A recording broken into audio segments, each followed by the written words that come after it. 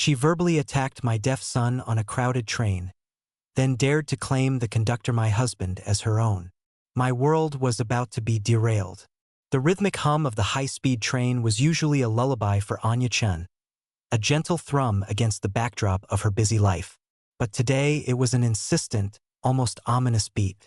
Beside her, 6-year-old Leo, small for his age, with eyes that saw more than they let on, meticulously arranged his miniature train set on the tray table.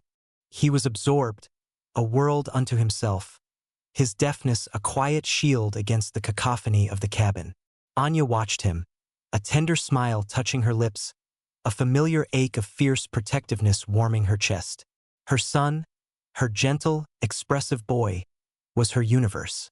Their peaceful bubble shattered with the sudden, sharp scent of cheap perfume and an even sharper voice. "Excuse me, do you mind? Your child is making a dreadful racket." Anya looked up, startled. Standing over them was a young woman, perhaps in her early 20s, dressed in a designer knockoff suit, her face a mask of pinched disdain. Her perfectly coiffed hair and overly done makeup couldn't quite hide the entitlement radiating from her. Anya blinked, then glanced at Leo, who was now just quietly lining up train cars. "I apologize if he's disturbing you," Anya said, her voice calm, a learned habit from years of navigating public spaces with Leo. "He's deaf, so he doesn't realize how loud he might be sometimes, but he's really very quiet now." The woman scoffed, a brittle, dismissive sound. "Deaf? Oh, for heaven's sake. Isn't there some special carriage for children like that? I'm trying to relax. His little toy trains are shaking the table. It's utterly distracting." She gestured dismissively at Leo's hands, which were now still, his head tilted in innocent confusion, sensing the tension. Anya felt a familiar prickle of heat rise. "There are no special carriages for deaf children, ma'am. He's behaving perfectly well. We all share this space." She tried to keep her tone even, but the condescension in the woman's voice was like a match to dry tinder. "Perfectly well?" The woman's voice rose, attracting the attention of nearby passengers. "He's fidgeting, and he looks a bit odd, doesn't he? Staring like that." She recoiled slightly as Leo, sensing the animosity, looked directly at her with his large, curious eyes. "Honestly, some parents just don't know how to control their offspring. Why is he even allowed on a high-speed train if he's going to be a nuisance?" Anya's hand tightened on Leo's arm, a silent reassurance. Her son's only nuisance was his very existence in this woman's privileged orbit. "He has every right to be here," Anya stated, her voice now firm, betraying the steel beneath her composed exterior. "And his hearing impairment is not a fault, nor does it give you the right to be rude." Just then, a train attendant, a young man looking harried, approached. "Is everything all right here, ladies?" he asked, clearly anticipating trouble. The young woman turned her full, venomous attention to him. "No, everything is not all right. This woman's child is a menace, making noise, being disruptive, and she's being incredibly defensive. I demand to be moved, preferably to business class. My boyfriend, the conductor of this very train, will not be pleased to hear how I've been treated." She puffed out her chest, a smug, triumphant smirk on her face. "Victor Song. Perhaps you know him?" The attendant's eyes widened almost imperceptibly, a flicker of apprehension crossing his features. He stammered, "Mr. Song? Of course, ma'am. He's a very respected figure." Anya froze. Victor Song. Her husband. The name echoed in her ears, a chilling, surreal chord. Her husband? This arrogant, cruel woman's boyfriend? A cold wave of disbelief washed over her, followed by a surge of pure, unadulterated shock. Couldn't be. Her Victor, steady, loving, devoted? It was a ludicrous, impossible claim. "There must be a misunderstanding," Anya interjected, her voice strangely calm, though her heart hammered against her ribs. "My husband is Victor Song, the conductor of this train. And he's certainly not your boyfriend." The young woman, Serafina Lee, as Anya would later learn, erupted in a peal of laughter that was more a sneer. "Oh, honey, that's rich. Your husband? Really? What? Is he moonlighting as a train conductor to support your little problem?" She gestured again at Leo. "Don't be ridiculous. Victor and I have been together for ages. He's mentioned his estranged wife once or twice, but I didn't realize she was this delusional." She threw a sympathetic look at the attendant. "See? She's clearly unhinged. Just move me, please, business class, before I call Victor myself and tell him how his crew treats his girlfriend." The attendant, caught between a rock and a hard place, fidgeted nervously. The implication of his boss's girlfriend complaining about him clearly terrified him. He glanced at Anya, then back at Serafina, his face a canvas of professional terror. "Ma'am, perhaps we can find you a more comfortable seat, away from the disturbance." He gave Anya an apologetic, helpless look. "For the comfort of all passengers." Anya felt a fresh wave of indignity. "The disturbance is your passenger's unprovoked attack on my child, not my child himself," she retorted, her voice trembling slightly despite her efforts. "And this woman is lying.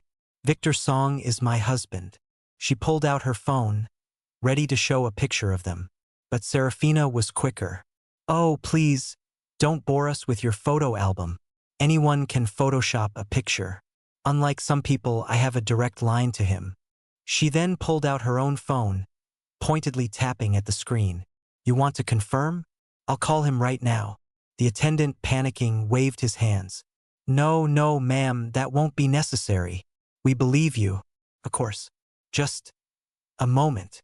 He turned to Anya, his expression pleading. "Ma'am, for the sake of peace, perhaps you could just let us move her." Anya stared, aghast. They were actually going to pander to this woman's lies? Her reputation, her marriage, was being openly insulted, and she was expected to simply allow it for peace? Her son, Leo, looking up at her with wide, uncomprehending eyes, broke her heart. He didn't understand the words, but he understood the angry faces, the tension. He clutched her sleeve, a small, worried sound escaping him. "This is unacceptable," Anya said, her voice low and dangerous. But Serafina was already triumphant. "Excellent. See, even your staff knows a true lady when they see one. Unlike some commoners." She shot Anya a venomous smirk. "Enjoy your noisy little ride. Victor and I will be enjoying the peace and quiet." With a swish of her hair, she followed the relieved attendant towards the front of the train, casting a final, triumphant glance over her shoulder. Anya watched her go, a knot of raw, burning humiliation tightening in her gut. She felt utterly helpless, publicly shamed, and deeply, profoundly confused. Her Victor? The thought was a poison dart, lodging itself deep in her mind. Could he possibly be having an affair with someone so odious? The idea was repulsive, a violation of everything she believed their marriage to be. Yet, the attendant's reaction, the way Serafina had spoken with such conviction, the casual way she had used Victor's name, it all left an unsettling residue of doubt. The rest of the train journey was a blur of silent misery. Leo, sensing his mother's distress, remained unusually quiet, occasionally signing "Mommy sad," to which Anya would force a strained smile and sign back, "No, baby, Mommy's just tired." But she wasn't just tired. She was a tangled mess of anger, betrayal, and a terrifying, cold suspicion that was already beginning to erode the foundations of her trust. When they finally arrived home, the familiar comfort of their apartment felt alien, imbued with an invisible chill. Victor was still at work, likely on another train, blissfully unaware of the emotional detonation that had just occurred. Anya mechanically put away their bags, helped Leo with his homework, and prepared a simple dinner. But her mind was miles away, replaying Serafina's taunts, the attendant's terrified acquiescence, the bitter taste of public humiliation. As Leo finally drifted off to sleep, Anya found herself gravitating towards her laptop, her fingers trembling slightly as she typed Serafina's full name, a name she'd overheard the attendant whisper. Serafina Lee. She wasn't entirely sure what she was looking for or what she expected to find. Perhaps a social media profile, a confirmation of the woman's superficiality. What she found, however, punched the air from her lungs. A public Instagram profile. Brash, curated, overflowing with selfies and aspirational posts. And there, staring back at her from a recent post, was Victor. Her Victor, a casual selfie, taken from a slightly low angle, showing his familiar, kind smile. A train carriage blurred in the background. But it wasn't the picture itself that sent a shard of ice through Anya's heart. It was the caption. At VictorSong_official, my amazing train conductor, always keeping me safe on the tracks and in my heart. So lucky to have you, my love. Hashtag conductor life, hashtag my man, hashtag love wins. The words seared themselves into Anya's brain. Asterisk my amazing train conductor. My love. My man asterisk the saccharine sweetness of the hashtags only amplified the bitter venom spreading through her veins. It wasn't just a random selfie. It was a deliberate public declaration. And it was Victor's official account tag. This wasn't some anonymous troll. This was real. Anya scrolled further down Serafina's feed. A horrifying parade of similar posts. Vague, suggestive captions always tagging Victor, always hinting at an intimate connection. A picture of a bouquet of flowers. Caption. He knows how to brighten my day. A photo of a watch. Caption. Always on time, just like my Victor. There were even blurred photos of what looked like Victor's hand, resting on a table or his uniform sleeve. Each post, each carefully chosen word, was a deliberate, calculated blow. Her mind reeled. The casual lies Victor had told lately, stuck late at the depot, grabbed a quick dinner with colleagues. A meeting ran over. They all now took on a sinister new meaning. Was he really with her during those times? Had she been so blind, so naive, so trusting? The thought was unbearable. A betrayal so profound it shook her to her very core. Hot tears stung her eyes, blurring the hateful images on the screen. Her husband, the man she had built a life with, who had promised to cherish her, who was Leo's father. He was out there, living a double life, while she, like a fool, kept their home, raised their son, and waited for him. The sheer audacity, the public display of it, was a brutal slap in the face. She felt a strange mixture of utter devastation and a cold, rising fury. How dare he? How dare she? The image of Serafina's smug face on the train, her condescending tone, her cruel words about Lo, it all clicked into place. This woman wasn't just a passenger. She was a predator, staking her claim, humiliating Anya and her son without an ounce of remorse. Anya closed the laptop, the glowing screen reflecting her shattered face. The quiet apartment suddenly felt suffocating. Her perfect life, her seemingly solid marriage, was crumbling around her, exposed as a sham by a stranger on a train and a few social media posts. The idea of confronting Victor, of demanding answers, filled her with a terrible dread. What if he denied it? What if he lied to her face? What if he confirmed it, shattering her world completely? The trust, once an unshakable pillar, was now fractured, riddled with gaping holes. Could she ever truly look at him the same way again, even if he managed to talk his way out of it? The thought alone sickened her. No, she couldn't face him yet. Not like this, raw and bleeding. She needed clarity, not more lies. She needed a plan. A new, chilling resolve began to form in the ruins of her emotional landscape. If this was true, if Victor had betrayed her so utterly, then there was only one path forward. She would not be a victim. She would not be humiliated. She would protect Leo, and she would protect herself. Divorce. The word, once unthinkable, now echoed with a stark, brutal clarity. It was a cold, hard decision, fueled by anger and pain, but it felt like the only way to regain control. She would gather her thoughts, her strength, and most importantly, her evidence. And then she would act. This wasn't just about a marriage anymore. It was about dignity, truth, and the absolute necessity of safeguarding her son from the fallout of such a vile deception.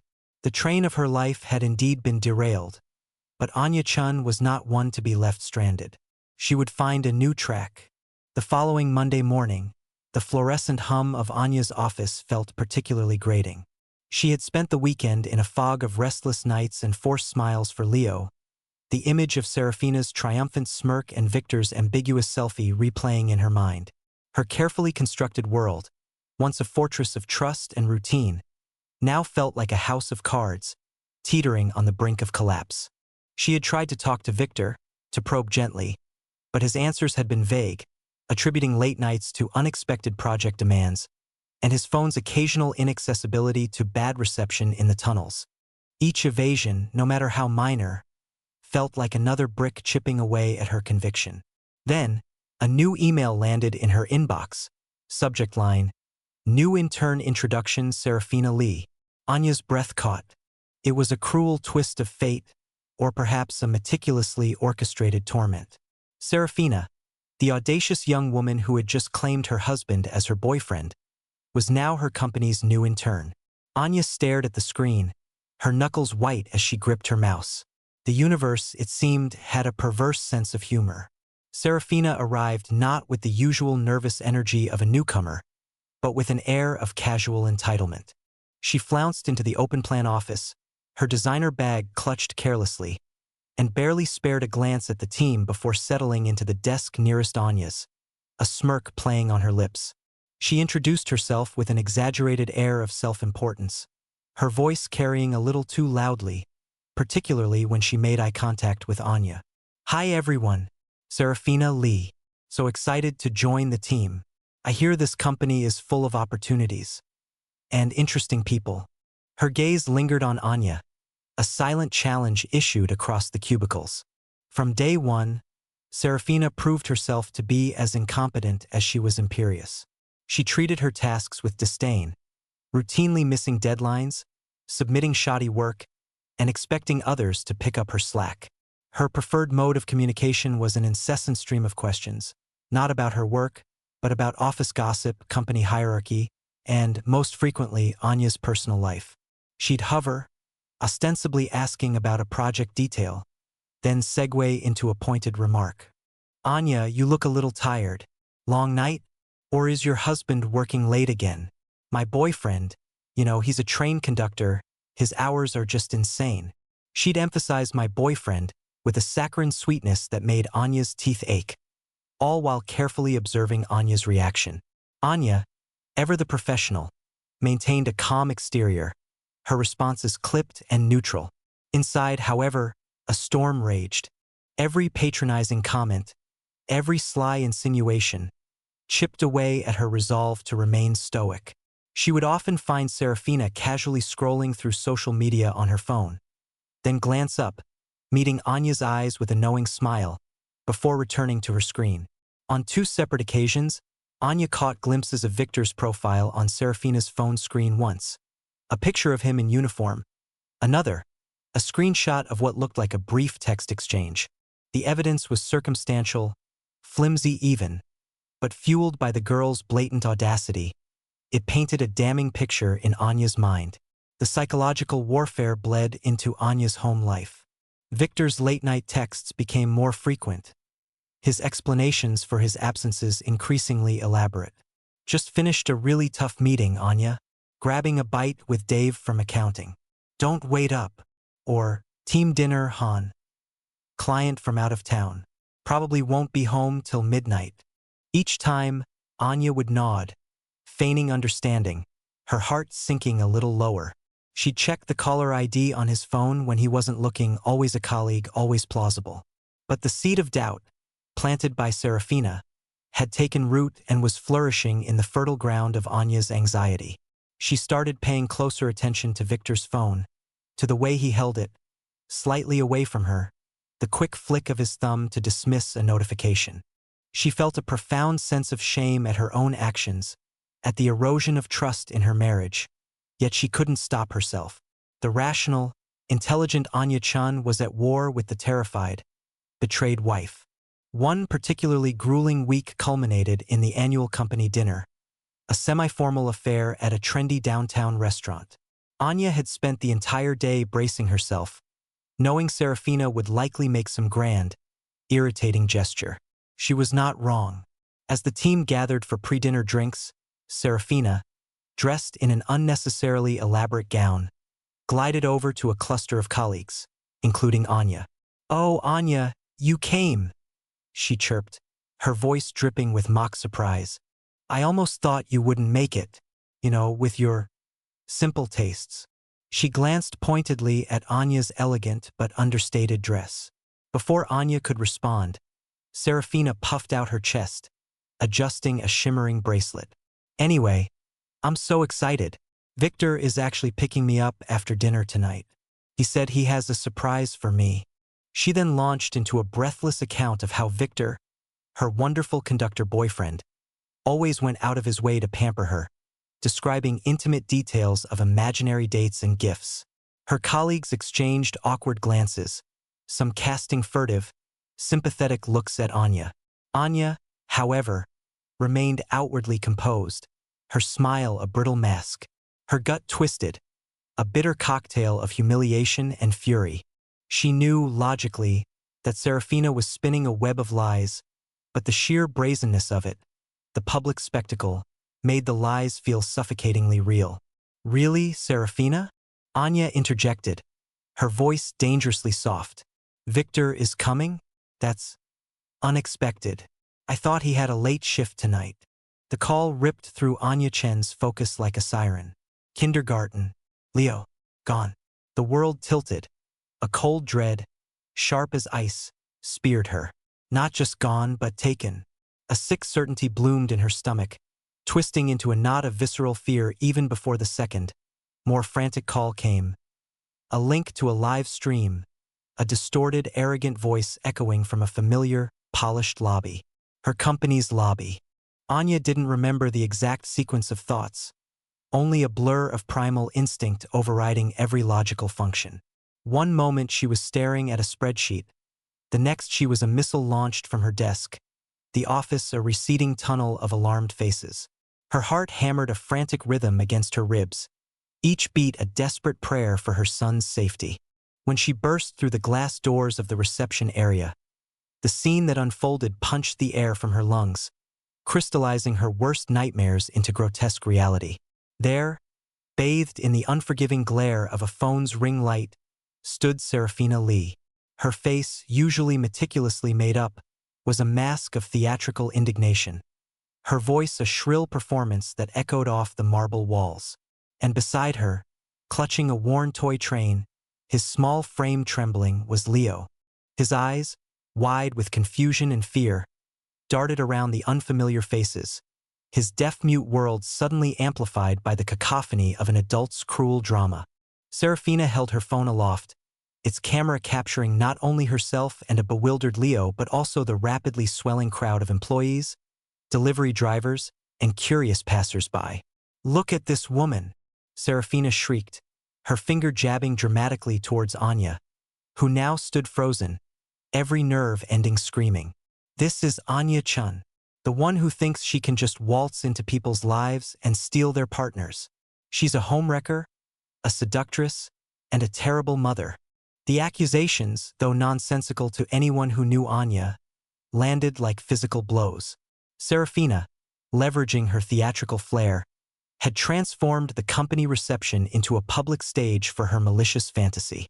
She scrolled through her phone, displaying doctored chat logs and heavily filtered photos of Victor, photos Anya now recognized as the ones Serafina had posted on social media. "See this? My Victor. My wonderful, hardworking Victor.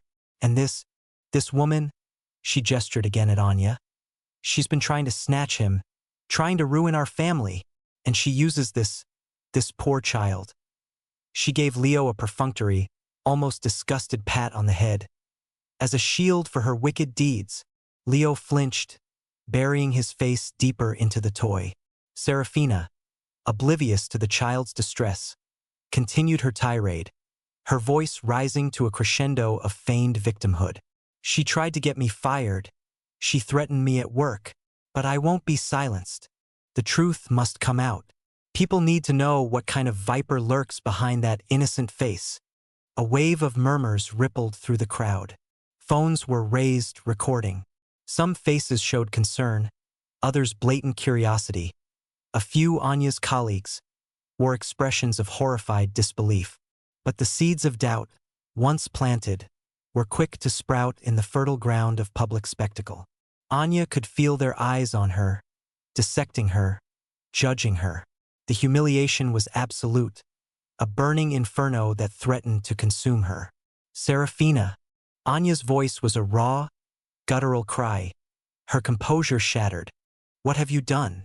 How dare you bring Leo here? Let him go, right now. She lunged forward, but Serafina, anticipating her move, tightened her grip on Leo's arm, pulling him protectively behind her.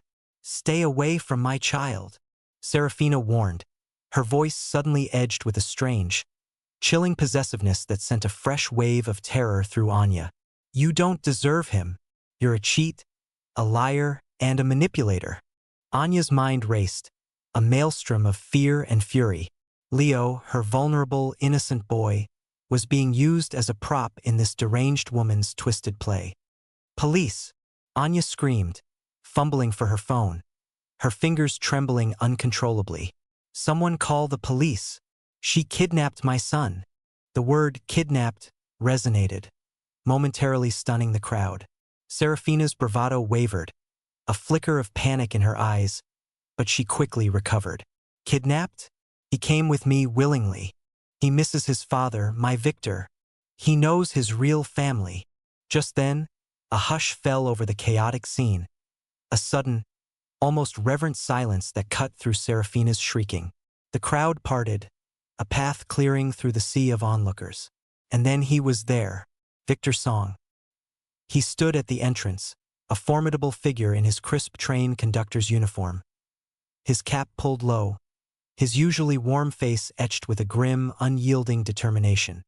His presence was like a shockwave, radiating authority and a palpable anger that made even Serafina's performative rage falter. The air crackled with a new tension, a shift in the very fabric of the drama. Serafina, caught completely off guard, stared at him, her mouth agape. Her live stream, still broadcasting, momentarily showed her stunned, speechless face, the stark contrast to her earlier theatricality. Victor didn't even glance at her. His eyes remained fixed on Leo, a silent command passing between father and son. Leo, seeing his father's steady, reassuring presence, whimpered and instinctively tried to pull away from Serafina's grasp. Don't touch him again. Victor's voice hardened, a dangerous edge creeping in. He gently, but firmly, dislodged Serafina's hand from Leo's arm, pulling his son into a protective embrace. Leo immediately buried his face in Victor's uniform, his small body shaking. Anya watched, tears blurring her vision, a tempest of relief and rage warring within her. Victor was here, her husband, her rock. Victor, darling. Serafina tried again, her voice now a desperate plea. Tell them she's lying. Tell them we're together. Tell them she's trying to ruin us. She pointed frantically at the phone in her hand, still live streaming. I have proof. Look at the messages. The pictures. Victor's gaze finally settled on Serafina, his expression one of utter disdain. There is no us, Serafina, he stated, his voice ringing with absolute finality. There never was. You have fabricated an entire fantasy, and today you've taken it too far. He reached into his uniform pocket, pulling out his own phone. The proof you parade, Victor continued, his voice echoing in the now pin-drop silent lobby.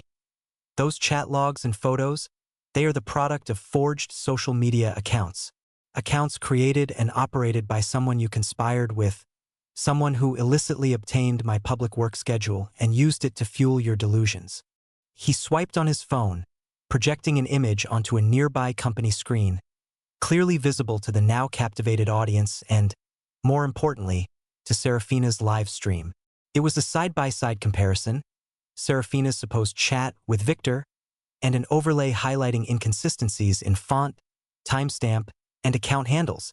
Then, a screenshot of a public database showing his verified social media, completely devoid of any interaction with Serafina.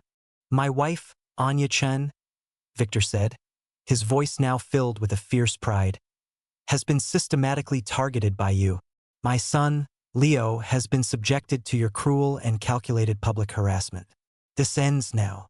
The lobby, once a crucible of doubt and malice, now buzzed with a different kind of energy. Whispers of condemnation, murmurs of apology directed at Anya. Her colleagues rushed forward, offering support, their faces a mixture of shock and validation.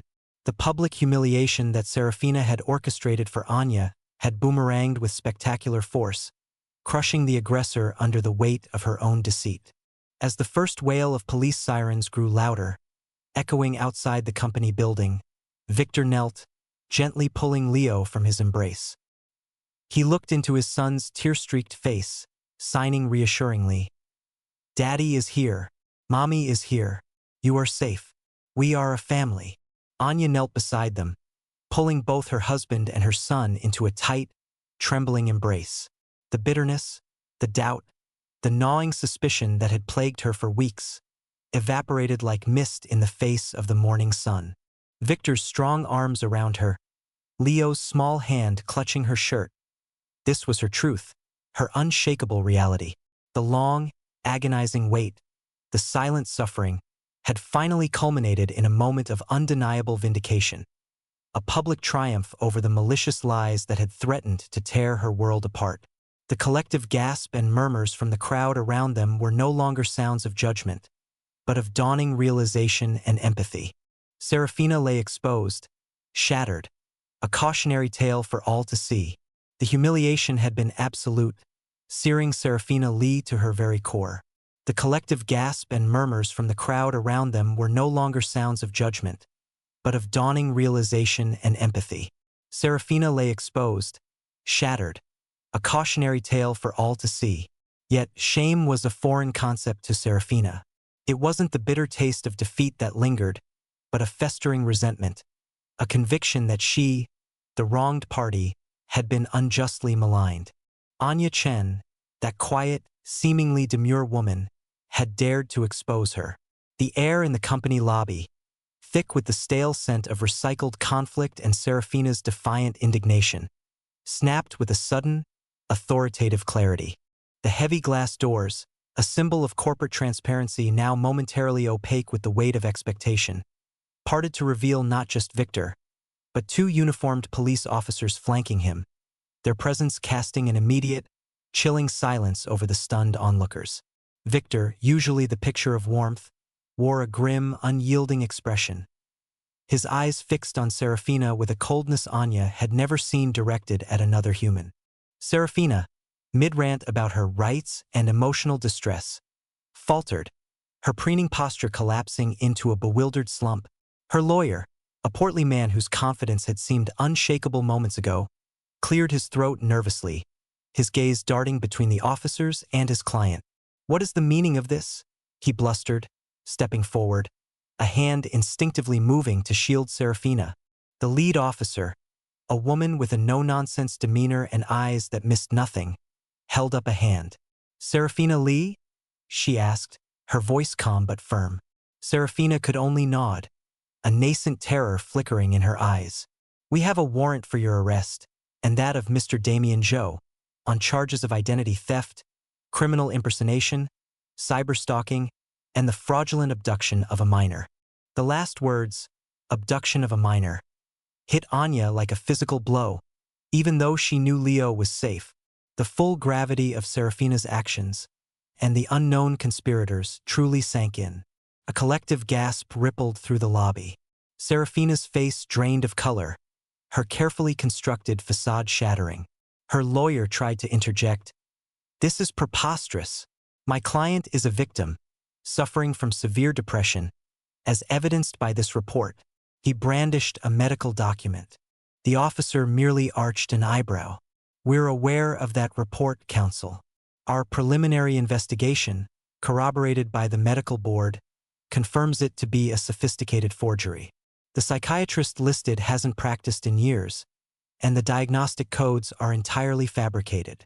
The lawyer's jaw dropped. Serafina whimpered, a raw, animal sound devoid of her usual theatricality.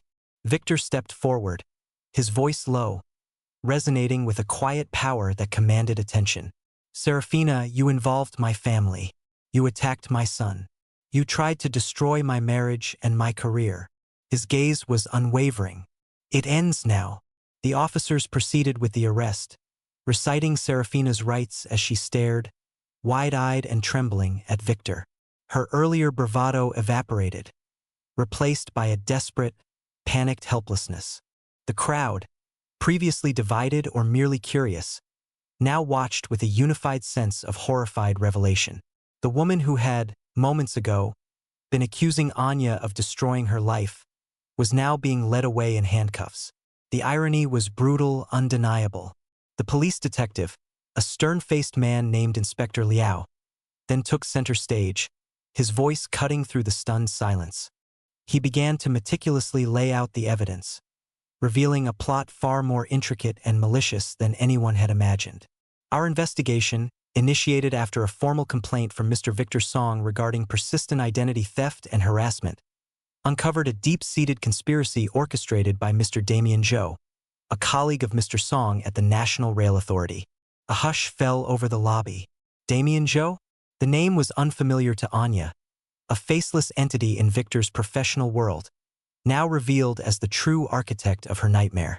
Inspector Liao continued, detailing how Damien, driven by a simmering resentment and professional jealousy towards Victor, had systematically exploited his access to the rail authority's internal systems. Mr. Zhou utilized his administrative privileges to surreptitiously access passenger manifests and employee directories. He then created a series of highly convincing fake social media profiles, meticulously mimicking Mr. Song's online presence, down to family photos and personal anecdotes gleaned from public records. Anya felt a cold shiver trace her spine. All those seemingly innocent details, the photos of Victor, the seemingly intimate messages, they were all meticulously crafted lies, pieces of a digital trap. The shame of her past doubts about Victor, the agonizing nights spent questioning his loyalty, resurfaced, quickly replaced by a furious indignation directed at Damien. It was Mr. Zhou who first approached Ms. Li, exploiting her desire for social validation and a successful partner, Liao explained, holding up a series of incriminating text messages and call logs displayed on a tablet screen for the gathered media, who had swarmed in after the initial commotion.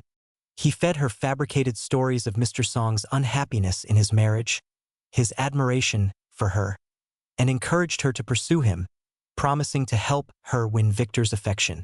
Serafina, now being escorted out, let out a choked sob. The truth, stark and unforgiving, was stripping away every shred of her self-deception. She hadn't been Victor's secret love. She had been Damien's pawn, a tool in his vengeful game. Liao then shifted to the most terrifying aspect of the conspiracy. The incident involving Liu Chen's removal from his kindergarten was also orchestrated by Mr. Zhou. He fabricated an official-looking document, posing as a special needs education officer, and, in a highly convincing disguise, presented himself at the kindergarten.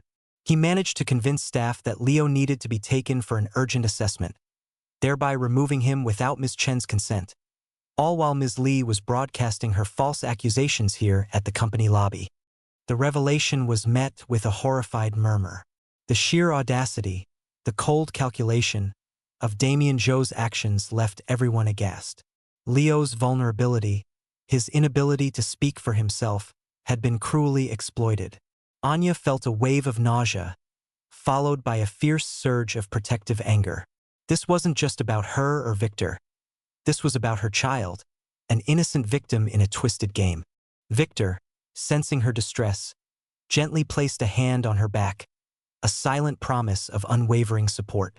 Further evidence includes a series of encrypted communications between Mr. Zhou and Ms. Li, detailing their strategy to discredit Ms. Chen and Mr. Song, including the plan to use doctored videos and audio recordings to fuel the cyberbullying campaign. Inspector Liao concluded, gesturing towards a stack of documents. Mr. Zhou's motive appears to stem from a perceived injustice regarding a past promotion, which he believed Mr. Song unfairly received. Ms. Li's involvement, while less central to the planning, was crucial to the execution of the public harassment and the dissemination of false information. The police then moved to execute a second warrant, one for Damien Zhou's arrest, who was apprehended at the Rail Authority headquarters, reportedly in a state of shock and furious denial. The news spread like wildfire, not just within Anya's company, but across social media and local news channels. The narrative shifted dramatically. The loud, unruly child and the unreasonable mother were now victims.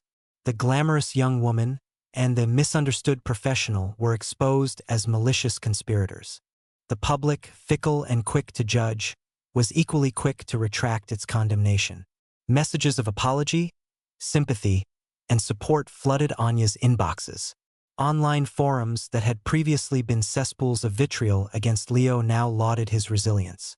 The initial criticism point of Anya's doubt towards Victor, perceived by some as weak or overly suspicious, was now recontextualized. Readers could understand her torment, the insidious nature of the lies that had been woven around her and her family.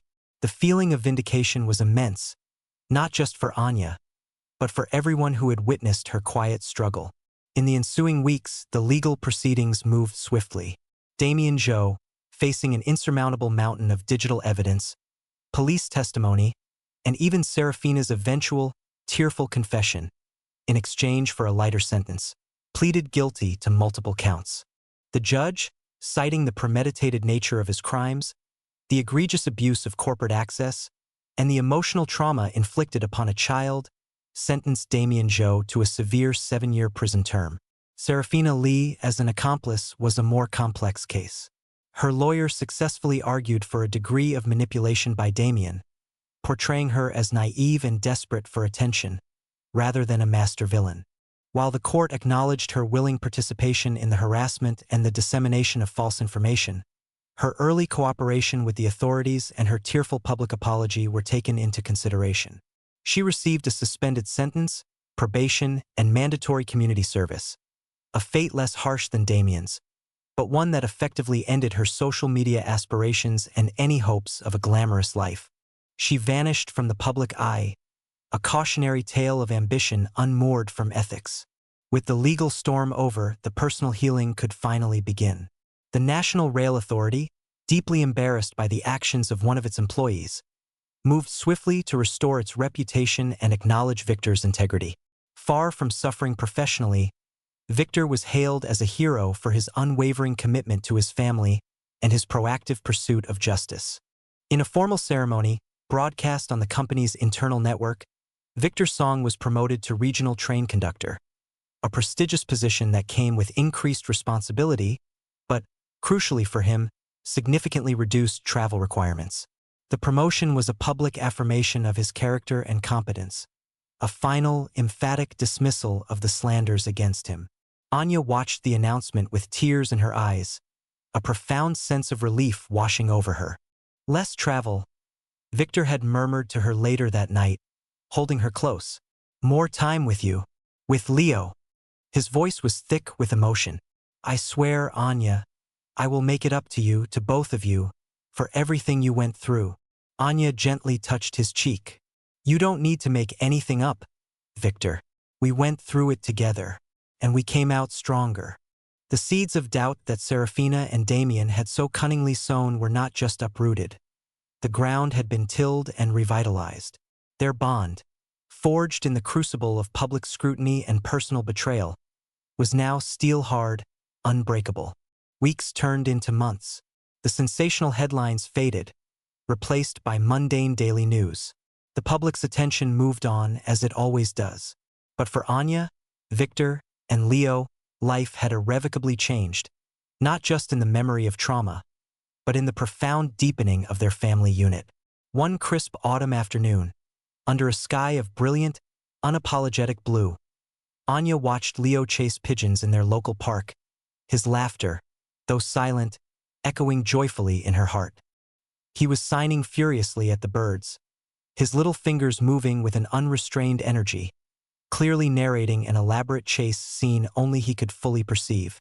Victor sat beside her on a sun-warmed bench, his arm draped comfortably around her shoulders, a serene smile gracing his lips.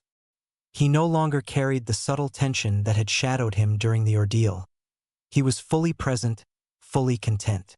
"He's truly happy," Anya signed to Victor, her gaze soft as she watched their son. Victor nodded, squeezing her shoulder. "He is, and so are we." He reached for her hand, intertwining their fingers. "This new role, it's good. I'm home almost every night.